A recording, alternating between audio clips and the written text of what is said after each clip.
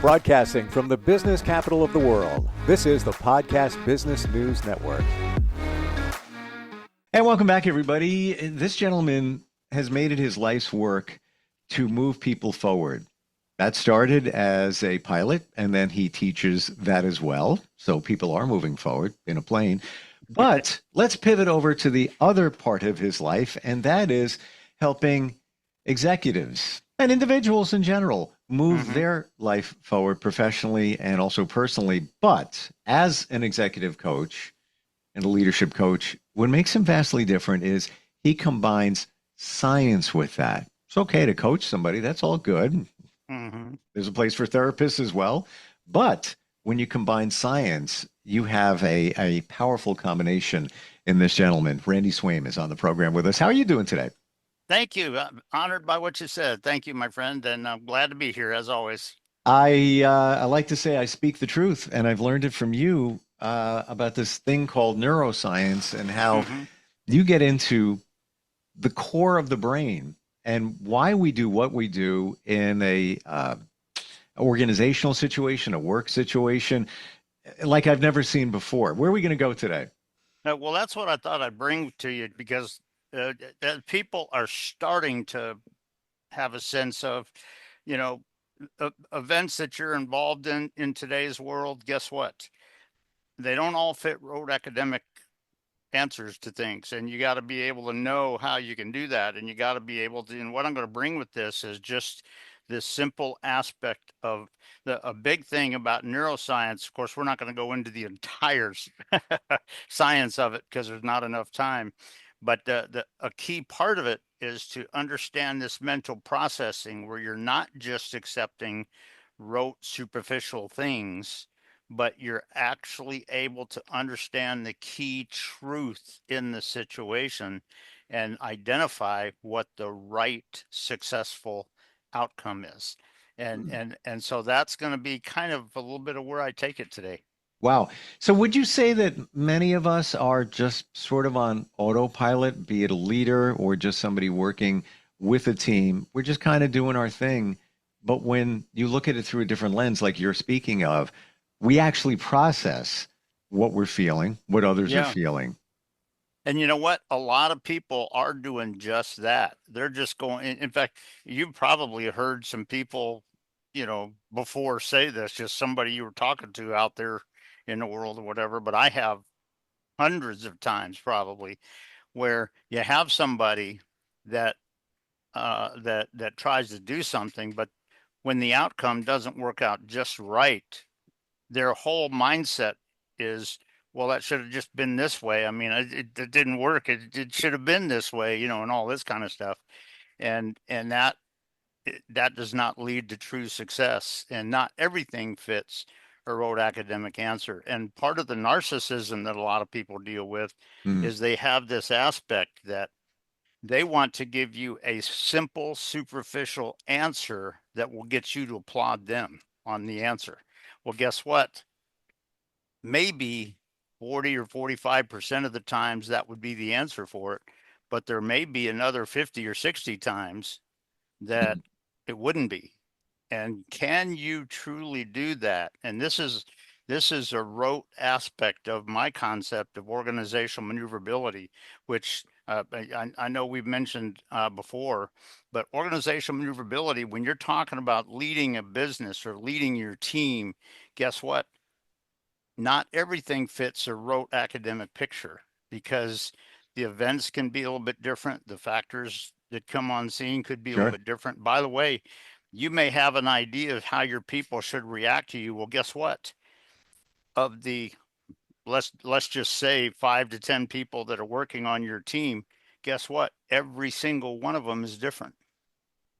Every single one is a little different.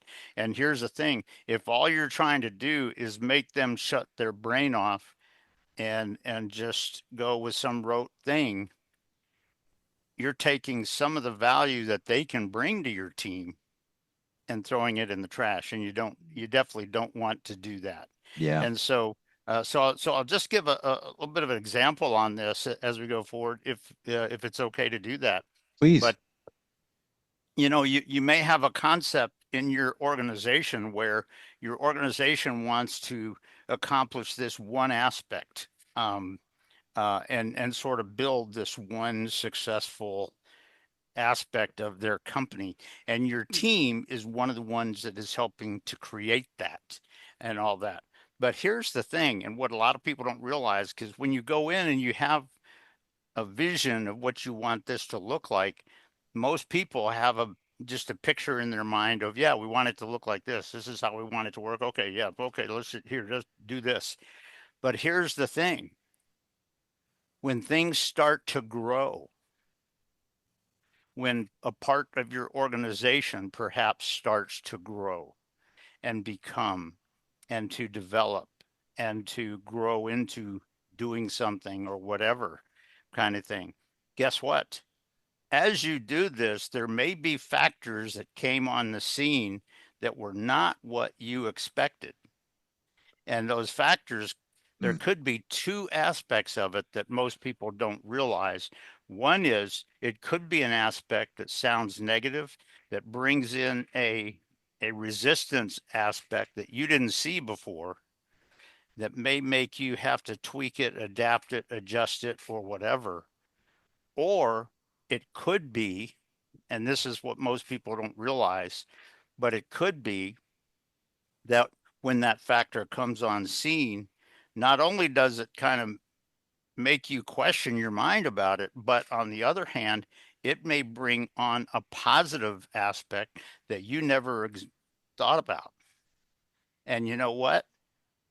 That may help us get there quicker. And I didn't think about that beforehand. Let's see what we can do on that. And how are you going to lead your team and all of that?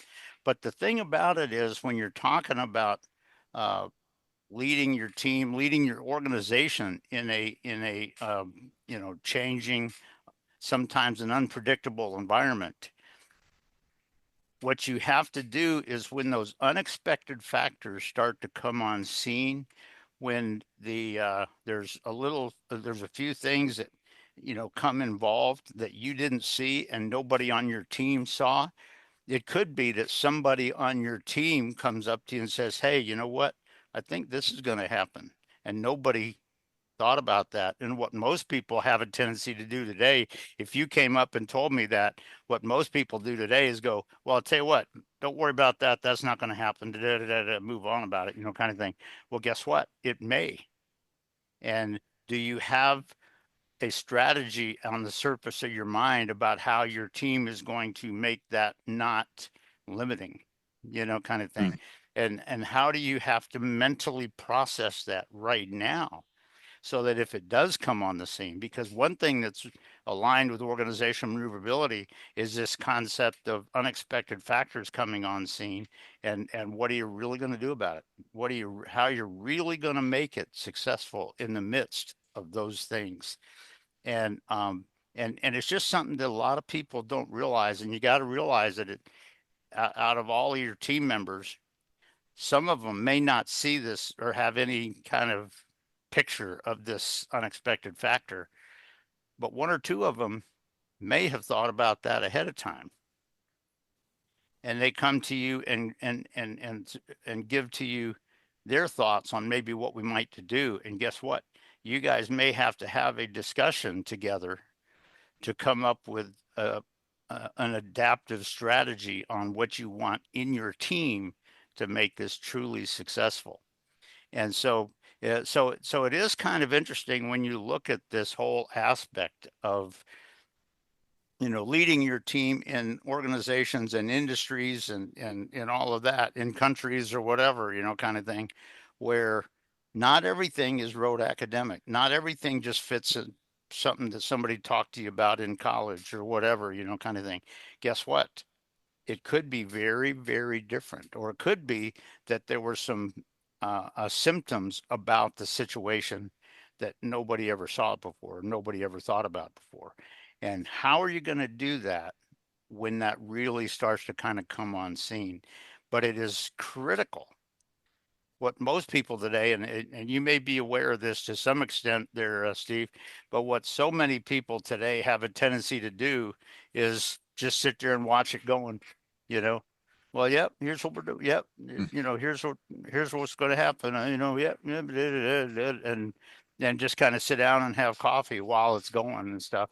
But when you're talking about true success and when you're talking about your true situational awareness in you and your team and in your organization, that's deeper than most people realize, and that has to come into play when you engage the mental processing of your brain. And it's not just going with rote academic things that somebody thought, but you know, do you have clarity on when the factors that are coming on scene or the little things that are kind of coming in that were unexpected are coming on scene, and you know exactly what you can do?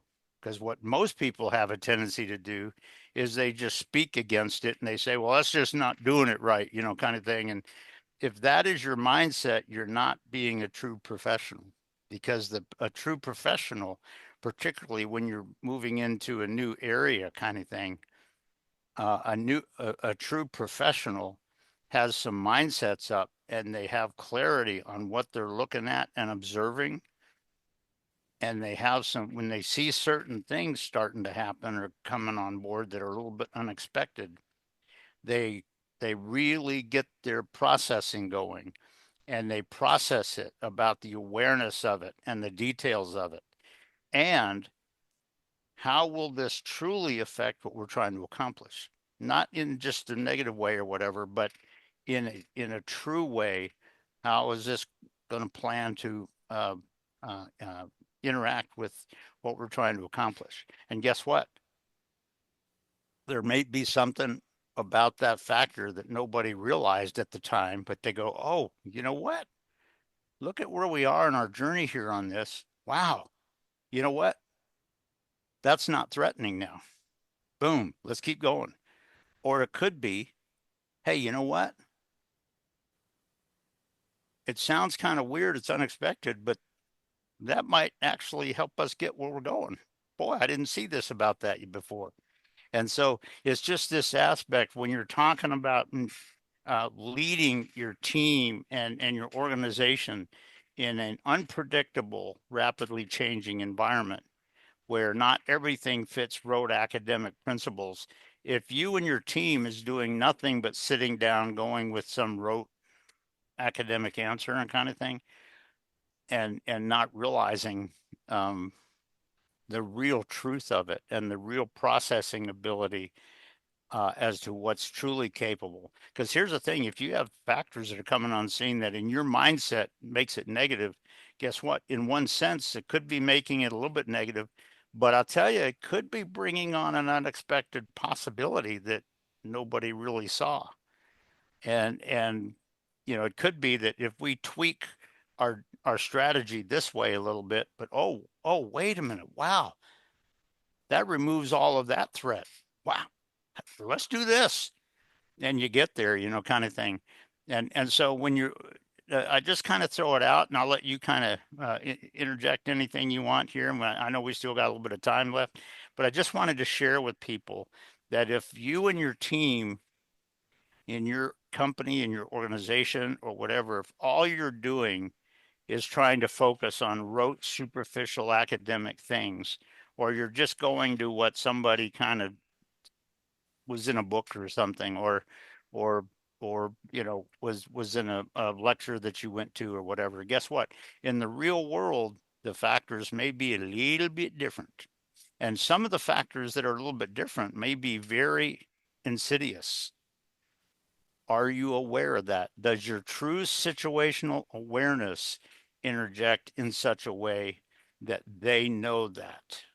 And so it's just something to think Mm. about with that, where people have to be aware of, but that's also an aspect of where the mental aspects are so critical. And and I think you or Jill have heard me say on the show some of the neurotransmitters that the brain releases to generate your feelings and response. And if it's norepinephrine, guess what? It's going to make you get mad and want to fight it and all this kind of stuff. Maybe not make good decisions on it. if it's dopamine, you're just going to want to, throw it aside and just do what I said and, all this kind of stuff, kind of thing. But those chemicals, depending on the neurotransmitters that the brain is releasing, could impact that in a way that may be good or may be bad. And it's just something to think about that when you're doing it. But you got to be aware, and the team leader. And one of the things that a leader has to do when you're dealing with your people periodically, there are times where you can have, short 5-minute chats with your team or with your people that get them aware of some of that as you're going forward. And they get ready to be able to get a sense of that and be able to use it successfully. But you know what? You can't lead them to do it if you don't have some sense of that. And so it's just this aspect. It's a critical aspect of um, the the importance of the neuroscience mental processing that your brain does. And it doesn't mean go back here to what you're used to back in the very back cerebellum, because guess what? That's just your habit patterns. Guess what? A Mm. lot of the factors that come on don't fit your habit patterns. And if all you're going back to that, that could be not good. And so getting your brain going in a way where you can truly see the radical success that is available and what you need to do. And guess what? You may need to tweak your strategy. It may You may need to bring some clarity to a couple of your team members, possibly, um, or whatever. But the bottom line is how you're using that mental processing. And when you're talking about uh, like I say, an organizational maneuverability aligned concept where it's unexpected, unpredictable, rapidly changing environment sometimes. Because you know what, in our world, that's very common now, and it's is it going in the right direction, or do you need to tweak it a little bit, or what do you need to do? And so it's the critical aspect of that is this mental processing of your brain to not just go with the rote academic things, but to truly understand and have clarity of the factors that are coming on scene that were unexpected, but also what they're bringing, what they are, you know, what do we need to do, and things of that nature. Well, I want to So it's put just the something to think about when you're talking about this. Go ahead. Yeah. yeah, just put the microscope on what you're saying just now. Um, do you show people how to process it differently? Yes, we're all doing the same thing. We're on the, call it the autopilot, treating every situation the same without Yeah. looking at it differently. Do you help people look at it differently?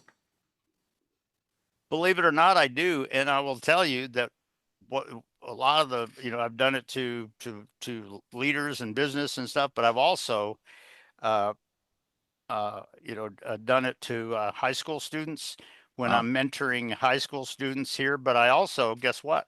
When I'm working and developing pilots and instructors over at in jet pilots over at DFW Airport, guess what? I bring that to a lot, and it's amazing how many people have said, "Oh, wow, I never realized that." Wow, kind of thing. But the way I do that is I learn to ask them the right questions, which get them hmm. to practice the mental processing and all that. And in fact, I'll just share this one little quick thing. But there's on one of the regulations kind of thing.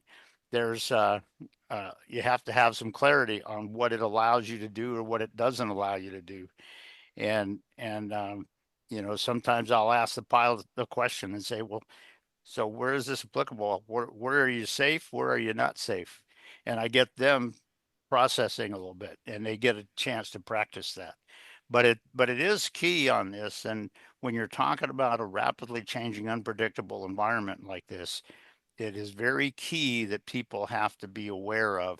And you have to be aware of the brain and the neural processing up here, the uh, and stuff to truly gain the uh, not the rote academic superficial stuff, but the true reality of it, and gain actual clarity on what the true outcome is and what the true success factor is, and how you can bring that into your strategic planning for your team and what you're trying to accomplish.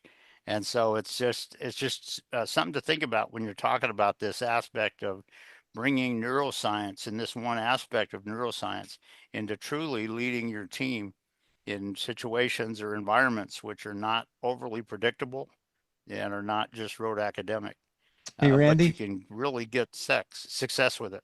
what for you, like in the last, few years, what did you learn or realize about the brain that surprised you or kind of blew you away?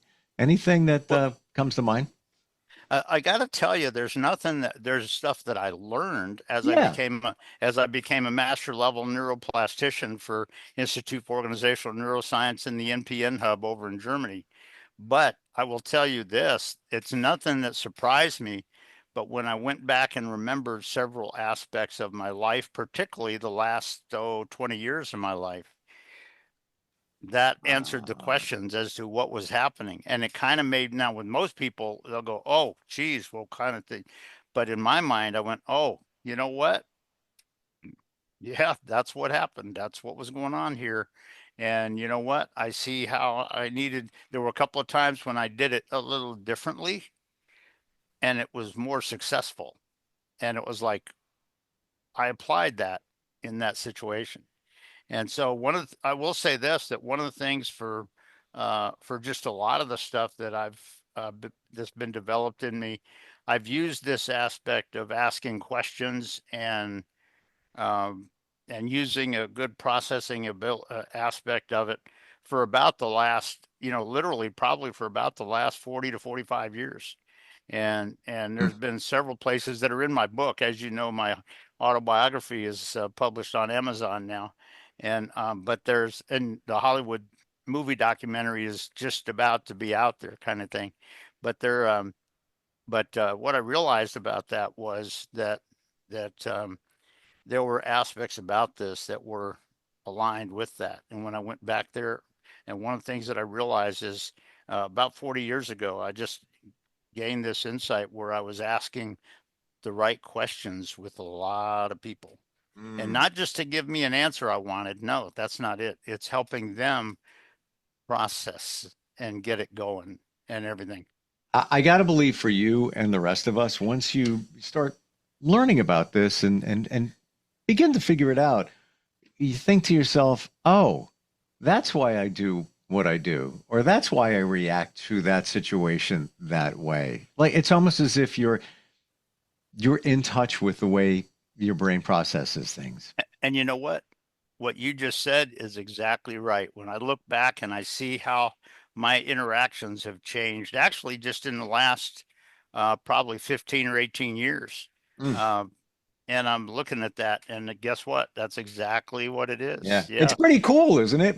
It is. It is. And what's amazing now is sometimes you'll have some things come up, and somebody kind of says something or whatever, and you just maybe throw out the right question or something like that, and makes them go, "Oh yeah, didn't think about that. Oh, golly, yeah," kind of thing or whatever. And so the mental processing, particularly when you're talking about things that are not rote academic, and let's face it, most of our society nowadays is not just superficial and rote academic. It's organizational maneuverability is a lot more aligned with kind of our Mm. where we are, but it's this aspect of processing and being able to generally process and clarify the true situational awareness of the situation, and to have the true clarity on what is the success factor that we need to focus on and what is that like. And guess what? It's not just rote academic. It's not just, hey, I'm carrying this bucket, so do this. No, it's a lot more variable than that, because guess what? A lot of the things can happen. And when you apply one aspect of it, that doesn't mean that it's going to work out to be the exact satisfactory thing you wanted. Guess what? It may not be. It may be that it's getting you there, but it's not the ultimate thing that's going to get you there. And it may be that there's other things that go, oh, yeah, kind of thing.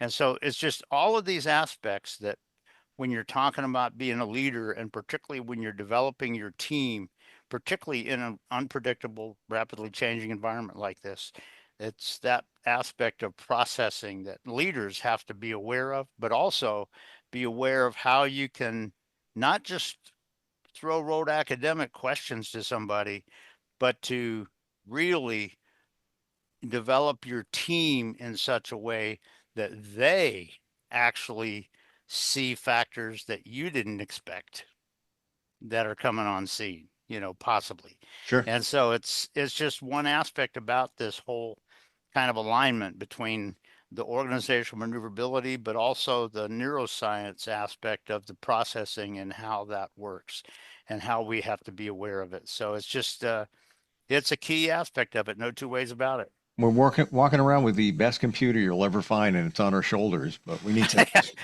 It's right here. Yeah, so you have to figure out how it works. When computers first came along, most of us were lost. Like, I don't know how to turn it on. How do I do this? How do I do that? Yeah, Once you figure this out, game changer. I know that you work with many. But I'm sorry. But I'll throw this out.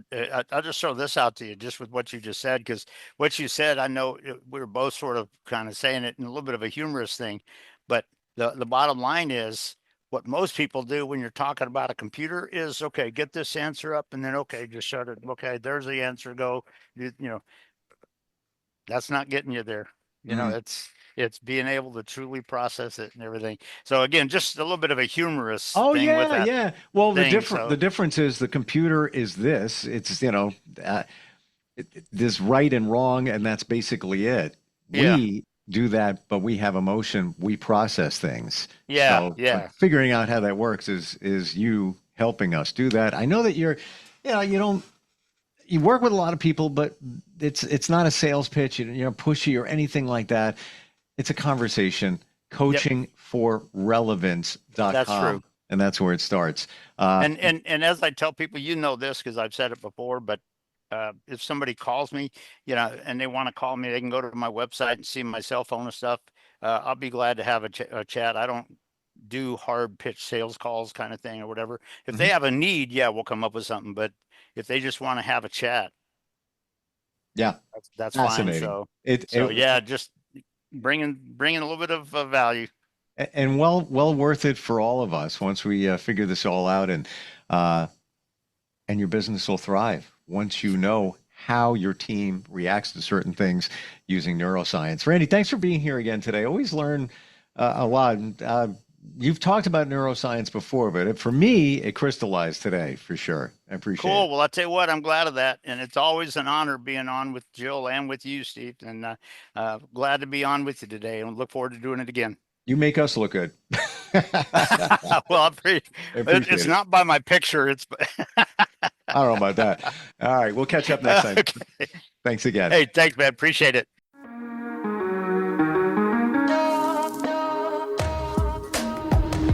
Broadcasting from the business capital of the world, this is the Podcast Business News Network.